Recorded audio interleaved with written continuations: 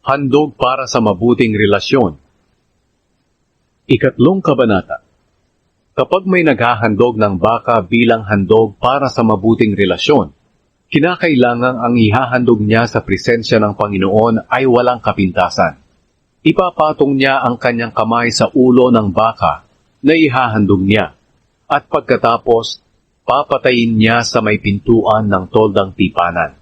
At iwiwisik ng mga paring mula sa angkan ni Aaron ang dugo nito sa paligid ng altar. Kukuha ang pari ng bahagi na susunugin niya para sa Panginoon.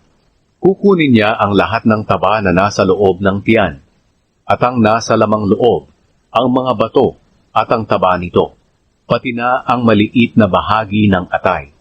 Ang mga ito'y susunugin ng mga pari sa altar, kasama ng handog na sinusunog.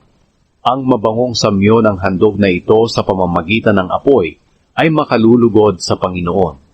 Kung ang ihahandog niya para sa mabuting relasyon ay tupa o kambing, lalaki man o babae, kinakailangang ito'y walang kapintasan.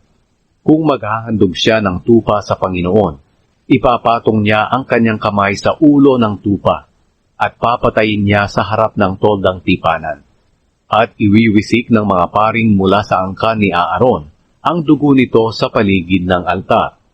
At mula sa handog na ito'y kukuha ng bahagi na susunugin para sa Panginoon. Ang mga taba, ang buntot na mataba na sagad sa gulugod ang pagkakaputol, ang lahat ng taba sa lamang loob, ang mga bato at ang taba nito, pati na ang maliit na bahagi ng atay. Ang lahat ng ito'y susunugin ng pari sa altar bilang handog na pagkain. Ito'y handog sa pamamagitan ng apoy para sa Panginoon. Kung maghahandog siya ng kambing sa presensya ng Panginoon, ipapatong niya ang kanyang kamay sa ulo ng kambing at papatayin niya sa harap ng toldang tipanan. Iwiwisik ng paring mula sa angkan ni Aaron ang dugo nito sa palibot ng altar. Pagkatapos kukuha ang pari ng bahagi na susunugin niya para sa Panginoon mula sa handog na ito. Kukunin niya ang lahat ng taba sa lamang loob, ang mga bato at ang taba nito, pati na ang maliit na bahagi ng atay.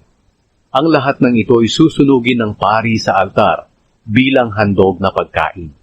Ang mabangong samyo ng handog na ito sa pamamagitan ng apoy ay makalulugod sa Panginoon.